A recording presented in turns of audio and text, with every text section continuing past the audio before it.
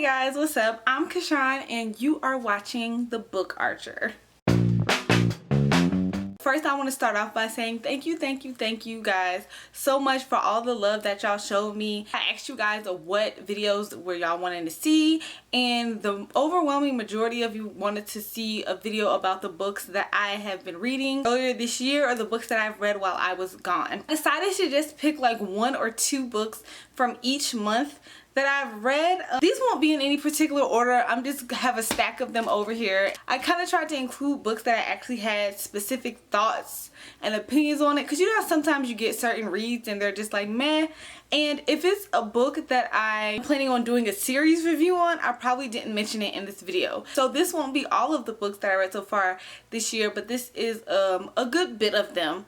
Also, if you would like to see a book review on any of these books specifically, leave that in the comment section below. Let's get started. One of the books that I read earlier this year was a reread. I haven't done a reread in a really long time. I don't think I reread any books last year. I really enjoyed it the first time around. It wasn't a 5-star book or anything, but I found that I just enjoyed the setting of this fantasy world, and I kind of just wanted a break from those super hyped up fantasies that everyone loves. And if you don't know, this takes place in a fantasy world where there's a different season for each kingdom. There's winter, summer, spring, and autumn, and the main character is a Winterian refugee. Winter has been taken over by the Spring Kingdom. All the Winterian people are enslaved, so this book takes place like 10 or 12 years after that. I enjoyed it even more the second time around just because I forgot how action-packed this is. There is a lot that happens. Like, this isn't like, oh, we're gonna drag the plot line out and then lead up to this big climax at the end.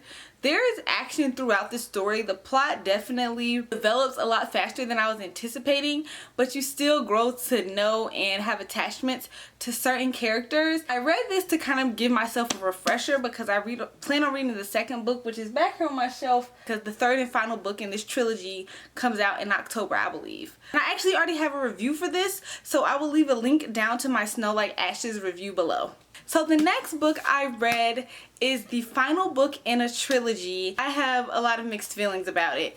And that book is The Winter's Kiss, the last and final book in the Winter's... What is the first book called? The last and final book in the Winter's... Oh my god, I just forgot again. The last and final book in the Winter's Crime trilogy. My goodness. Oh wait, no, that's still not it. That's the second book. I'm just gonna look. The Winter's Curse. The Winter's Curse. The last and final book in the Winter's Curse trilogy. I read that first book and I didn't love it as much as everyone else did. Everyone gave it 5 stars. They thought it was amazing, or they gave it 4.5 stars and stuff. It was like a 3-star book for me. The main thing that made me come back to this book was the fact that I really loved how it was so driven by the politics of this fantasy world chess game that you got to see play out between the different kingdoms and things. I would have to say this finale was a little disappointing to me. I would have loved it if they would have taken out this one particular trope that I just am so upset about. I can't say because it's spoilery, but like, they did something in this book that was like, really? Like, what was the point? Why? That just kind of killed it for me, so I don't know. These covers are still gorgeous. I also read a duology this year, and that is the Book of Ivy duology. The first book is called The Book of Ivy. This is a dystopian novel. I think this is one of the first dystopians that I have read in forever, and I really liked it because it wasn't like the typical dystopians that we have grown accustomed to. Quick little synopsis: this book follows the main character, and she is the daughter of like the fallen family. 2 families fought it out in this postmodern society, and the other family won. So to keep them from infighting, whoever was on like team this family marries someone who was on team this family to kind of keep the order in the community. I really like that whole Romeo and Juliet aspect, and there is a lot of different family dynamics in this book. I have a strong like for books that really deal with family dynamics and, you know, your own moral compass, what you want to do versus what your family wants you to do. There was just a lot of suspense and then a lot of action towards the end. I really enjoyed this. In fact, after I read this, I immediately went out and purchased The Revolution of Ivy because I just had to know how it was gonna end. Like, I I needed to know. Second book, The Revolution of Ivy. I really enjoyed this as well. I didn't enjoy it as much as the first one. However, there are things that happen in this book that you do not expect that totally take me by surprise, which I really liked. And I like that this one felt less like a dystopian and more like a survivalist story. If you read like Not a Drop to Drink, or if you like The Walking Dead, this doesn't have zombies or anything, but you know, kind of like that survivalist type of vibe. It had that in it, and I think it was really cool how this duology kind of merged two different book genres. I would definitely recommend this duology. These are really good and quick reads. So the next book that I read is a book that y'all absolutely love. It was just too much hype for it last year, so I did not want to pick it up. I decided to pick it up after the hype died down. That is An Ember in the Ashes by Sabaa Tahir. This is a fantasy book set in like Roman society. I really enjoyed this. However, this is not like, oh my god, my favorite fantasy ever. I really do love the two main characters in here. There's a third main character and I don't really care for her, but the first two main characters, I really love them. The main thing I like about this fantasy book is it definitely feels unique. When I read this, it doesn't really remind me of too much of any other fantasy that I have read. I really like the magical elements to it.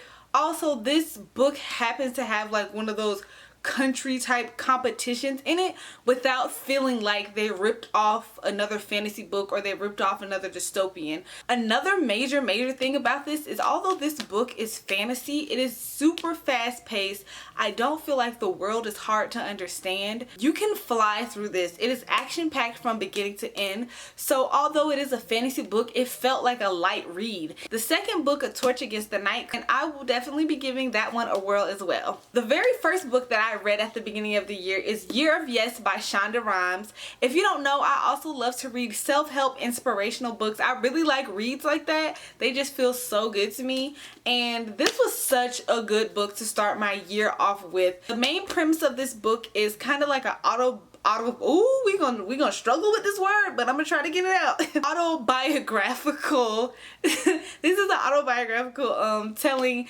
of Shonda Rhimes' year in I think 2015 or 2014. In the book, she's talking about how she just basically said yes to everything that kind of scared her and yes to herself. It was a lot about self-discovery.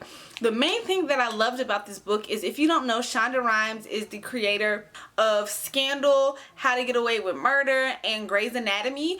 And I was just so surprised by how much her tone sounded like those shows. You could tell those were her shows, like she wrote them. I was just so surprised by it, and I love that. Like the dialogue she used, some of the way that she phrased what she said. I just think it's so amazing that her writing voice is that strong, that she wrote a book and it still, to me, sounded like her work.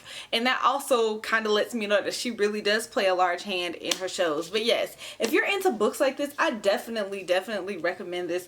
I really enjoyed it. As I briefly mentioned in my other video, I finally picked up the Stephanie Perkins Anna and the French Kiss trilogy. The only book that I haven't read yet is the last one. I loved Anna and the French Kiss so much more than I was expecting to. With me, I'm not that person that wants to read like those depressing contemporaries or anything that's just like too deep. I enjoy those reads every once in a while, but since I'm not a huge contemporary fan, I don't want to commit to that on a regular basis. My main type of contemporaries are something that's kind of fluffy, but okay, so my camera died in the middle of me filming, so I'm gonna have to try and fit these last books in literally a minute. But like I was saying, everybody said this wasn't going to be the book that I liked the best, but I actually ended up really enjoying it. For some reason, Lola and the Boy Next Door reminded me a lot of Jenny Han's To All the Boys I Loved Before, first and second book. I just feel like they had a lot of similar themes, and then the main character was kind of around the same age, so they were kind of going through a lot of the same stuff. But I highly enjoyed it. I thought this was really good, and I liked this a lot more than I thought I would. It really sat with me. So one of the best books that I've read so far this year has been Six of Crows by Leigh Bardugo. I thought this was absolutely amazing. This book was really gangsta. I was not expecting that from YA fantasy series. Leigh Bardugo has really upgraded her writing skills. She is just so bomb. I'm going to do an entire review on this book by itself, and I might wait until I read Crooked Kingdom as well. I haven't really decided yet, but I loved this. I buddy read this with my boyfriend, so if you're looking for something to buddy read with your boo, this is a good one. And of course, the last book that I just have to mention is A Court of Mist and Fury, and I'm going to do a whole video on Sarah J. Maas, so we'll get to that later. Thank y'all for tuning in. My camera's about to die. I love y'all. Catch you in the next video. Subscribe. The Book Archer, Instagram, Twitter, Snapchat. Bye!